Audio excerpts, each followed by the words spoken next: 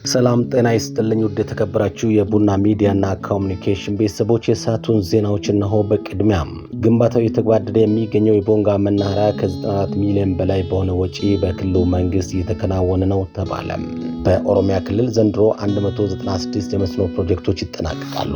የስጋት ዘመዱን የ12 ዓመት ታዳጊ ላይ ያስገድዶ መድፈር ወንጀል የፈጸመው ግለሰብ በ12 ዓመት ጽኑ እስራት መቀጣቱ ተሰምቷል። ህብረተሰቡ ትክክለኛ መረጃን ከታማኝ ምንጮች በመውሰድ ለክልሉ ሰላም መስፈን በኩሉን እንዲወጣ የጋምቤላ ክልል መንግስት ጥሪ ያቀረበ።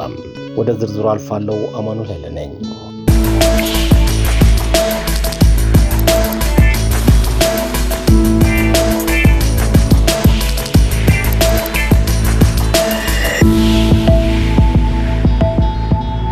ግንባታው እየተጓደደ የሚገኘው የቦንጋ መናኸሪያ ከ94 ሚሊዮን በላይ በሆነ ወጪ በክልሉ መንግስት እየተከናወነ የሚገኘው መናኸሪያ ግንባታውን ለማጠናቀቅ ሰፊ ጥረት እየተደረገ እንደሚገኝ ተገልጿል።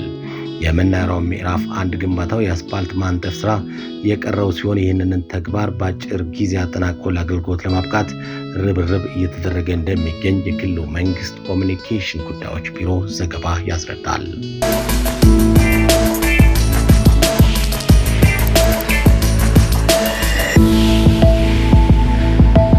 በኦሮሚያ ክልል በ35 ቢሊዮን ብር ወጪ የተገነቡ ከሚገኙ 256 የመስኖ ፕሮጀክቶች መካከል 196ቱ በተያዘው በጀት ዓመት ተጠናቀው ለአገልግሎት እንደሚበቁ የክልሉ መስኖና አርብቶ አደር ቢሮ አስታውቋል።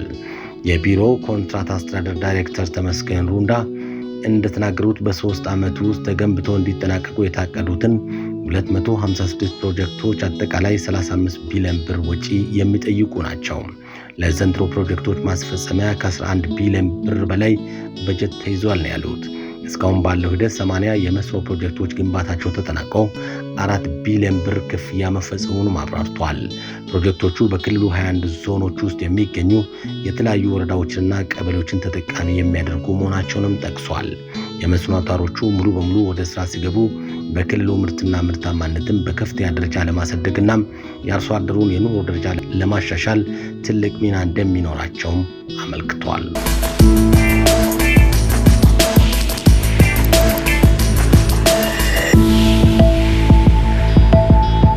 የስጋ ዘመዱን የ12 ዓመት ታዳጊ ላይ ያስገድዶ መድፈር ወንጀል የፈጸመው ግለሰብ በ12 ዓመት ጽኑ እስራት እንዲቀጣ ተወሰነ። በሚዛን አማን ከተማ የ12 ዓመት ሕፃን ላይ ያስገድዶ መድፈር ወንጀል የፈጸመው ግለሰብ በቀረበበት አሳማኝ የሰውና የሰነድ ማስረጃ በ12 ዓመት ጽኑ እስራት እንዲቀጣ መወሰኑን የከተማው መጀመሪያ ደረጃ ፍርድ ቤት አስታውቋል። ተከሳሽ ሸኪል ዶለሲ የተባለው ግለሰብ በሚዛን አማን ከተማ አማን ቀበሌ ቀጠና 03 ነዋሪ ሲሆን በምሽት የስጋት ዘመዱ በሆነችው የ12 ዓመት ሕፃን ልጅ ላይ በፈጸመው አስገድዶ መድፈር ወንጀል ምክንያት ከአካባቢው ተሰውሮ ቆይቷል። ይሁን እንጂ ፖሊስ ባደረገው ብርቱ ክትትል ተከሳሹ በቁጥጥር ስር በመዋል አስፈላጊውን የሰውና የሰነድ ማስረጃ በማደራጀት ለፍርድ ቤት አቅርበዋል። የሚዛን አማን ከተማ የመጀመሪያ ደረጃ ፍርድ ቤት አማን ምድብ ችሎት አቃቢ ሕግ አቶ አለማየሁ ኪያር እንደገለጹት መዝገቡ ታኅሳስ 15 ቀን 2018 ዓ.ም ቀርቦ የግራ ቀኙን ሕግ ክርክር ሲካሄድ ቆይቷል። ተከሳሹ በወንጀል ሕግ ቁጥር 620/2 ሀሌቷ ስር በተደነገገው ድንጋጌ ጥፋተኛ ሆኖ ተገኝቷል። ፍርድ ቤቱ ጥር 20 ቀን 2018 ዓ.ም በዋለው ችሎት ግለሰቡ በፈጸመው አሰቃቂ ወንጀል ጥፋተኛ መሆኑን በማረጋገጥ በ12 ዓመት ጽኑ እስራት እንዲቀጣ ወስኗል። ዘገባው የከተማ አስተዳደሩ ኮሙኒኬሽን ጉዳዮች ነው።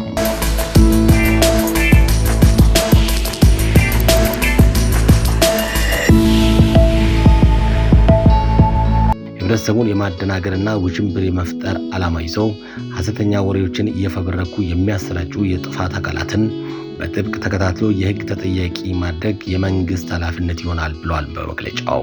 ዘገባው የክልሉ መንግስት ኮሙኒኬሽን ጉዳዮች ቢሮ ነው። ከቡና ሚዲያና ኮሙኒኬሽን የሰዓቱ ዜናዎች ይመስላሉ። አማኑኤል ኃይለ ነበርኩ። ጤና ይስጥልኝ።